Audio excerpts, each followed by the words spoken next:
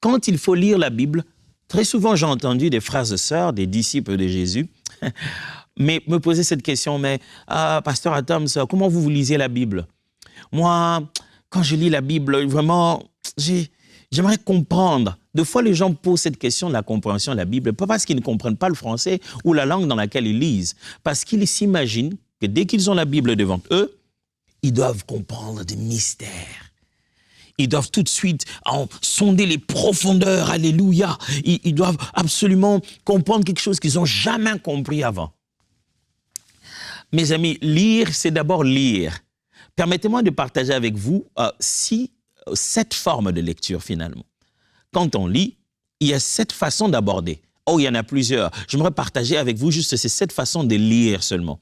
Parce que des fois, quand nous allons lire la Bible, nous avons toujours cette tendance de la lire prophétiquement, de voir des mystères à l'intérieur.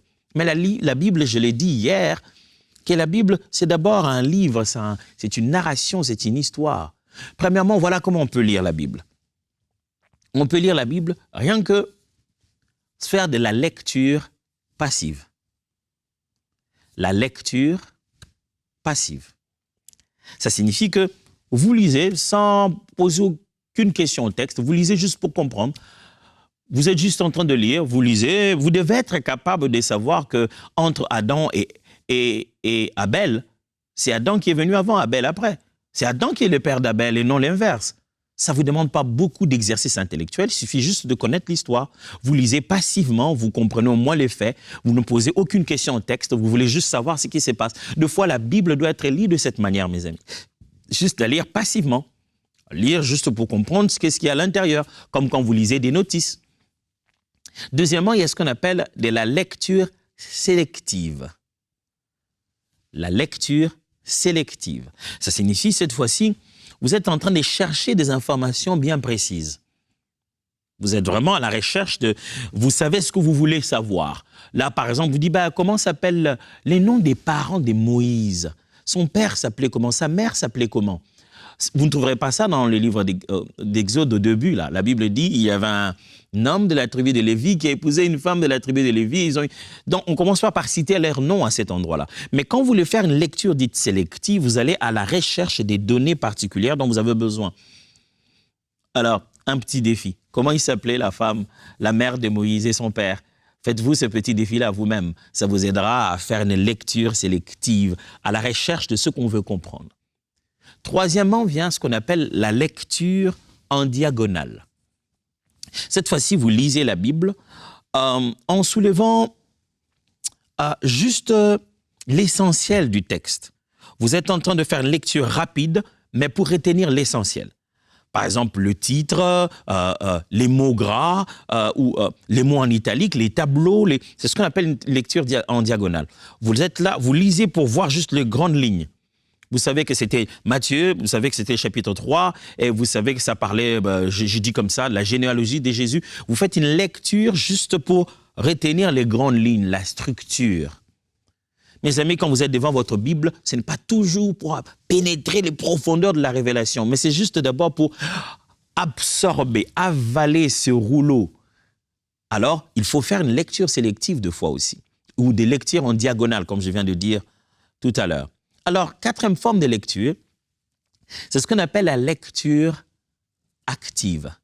Une lecture dite active consiste à ce que vous puissiez vous imprégner dans l'histoire, entrer à l'intérieur. Vous commencez à poser des questions. Vous commencez à souligner, à surligner. Vous mettez des détails à l'intérieur, vous donnez des réponses aux questions. Quand quelqu'un fait ce qu'on appelle une lecture active, vous voyez sa Bible est colorée, les textes sont colorés par-ci, par-là. C'est comme si vous faites une conversation, une discussion avec l'auteur. J'avais un homme de Dieu près de qui j'ai grandi dans le ministère de la louange, il s'appelait Alain Moloto, mais qui n'est plus. Un jour, il m'a demandé d'aller prêcher. J'étais à l'école, j'étais à l'université, je ne savais pas que je devais prêcher. Il m'a appelé, il m'a dit... Tiens, je vois que tu es prêché à ma place. Je tentais de ne pas y aller en lui expliquant que je n'étais pas habillé comme un prédicateur, plutôt comme un étudiant, j'étais très relax. Il m'a dit, c'est pas grave. Et j'ai ajouté encore que je n'avais pas ma Bible. Alors, vous savez ce qu'il a fait? Il a envoyé son chauffeur avec sa Bible. Et l'un de mes collègues qui, justement, était dans la même université que moi, m'a accompagné chez lui pour que je puisse m'échanger. Et il m'a envoyé sa Bible. Je devais préparer la prédication dans sa Bible. Et là, à l'intérieur de sa Bible, c'était une sorte de labyrinthe. Sa Bible était colorée. Elle était colorée. Il y avait on a souligné à gauche, à droite. Je me souviendrai toujours que quelque part, je l'ai vu écrire « Frère Paul, sois humble ». C'est-à-dire qu'il lisait comme s'il parlait avec Paul. Il dit « Non, Paul, franchement, comment tu es en train de te battre la poitrine comme ça ?» Il a tellement souligné par-ci, par-là. C'est ce qu'on appelle de la lecture active. On lit, on interagit avec les textes, on souligne, on essaie de tout comprendre ce qu'il y a à l'intérieur. Puis vient ce qu'on appelle la lecture exploratoire. La lecture exploratoire vient comme ceci. On est là pour faire ressortir du texte des informations nécessaires pour continuer l'étude après. La lecture exploratoire, on explore, on se prépare à faire une étude approfondie après. Et donc, pendant qu'on lit, on sort les points essentiels. Tu te dis, ça, il faut que j'entre en profondeur de ça. Tu mets de côté. Ça, c'est une question qu'il faudra que je puisse étudier. Mais ça veut dire quoi? Tu n'as pas nécessairement tes réponses, mais dans ta lecture, tu soulèves des questions et des interrogations qui vont t'aider à une étude après. C'est ce qu'on appelle la lecture exploratoire. Sixièmement, vient ce qu'on appelle la lecture analytique. Ça signifie, cette fois-ci, tu viens avec une méthode, tu viens avec un questionnaire, tu vas analyser les textes. Vous vous souvenez, on faisait ça quand on était à l'école. Que dit l'auteur dans ces textes? Quels sont les principaux personnages dans ces textes? Comment raisonner? Tu viens avec un questionnaire, tu poses ce questionnaire sur le texte pour que ça t'aide à mieux comprendre le texte. Tu analyses le texte à travers une méthode.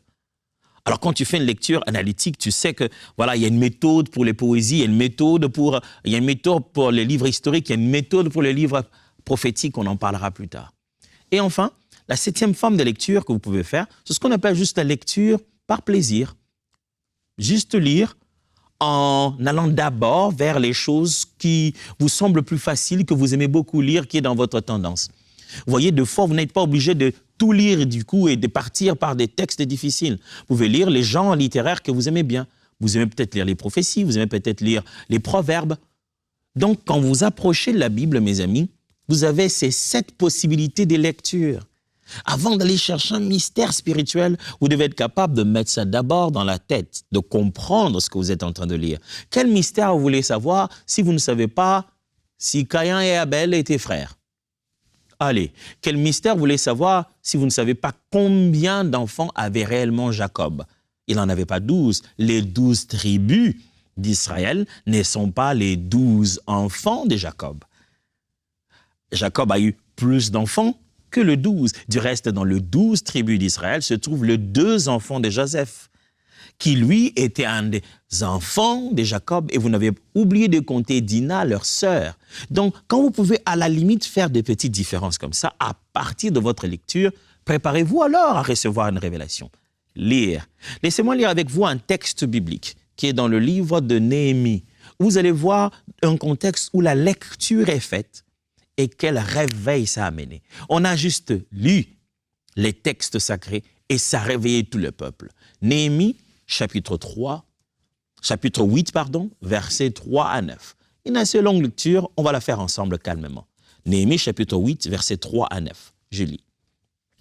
Esdras lut dans les livres depuis le matin jusqu'au milieu du jour. Vous voyez combien c'est long?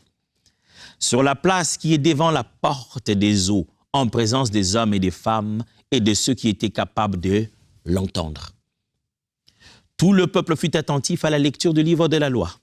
Esdras, le scribe, était placé sur une estrade de bois dressée à cette occasion. Auprès de lui, à sa droite, se tenaient Matithia, Shema, Anaja, Uri, Ilkija et Maaseja, et à sa gauche, Padaja, Mishaëla, Milkija, Akum, Ashbadana, Zacharie et Mekoulam. Vous savez les noms dans la Bible. Oh ouais, des fois c'est difficile à prononcer. Esdras ouvrit les livres à la vue de tout le peuple, car il était élevé au-dessus de tout le peuple, et lorsqu'il l'eut ouvert, tout le peuple s'étend en place.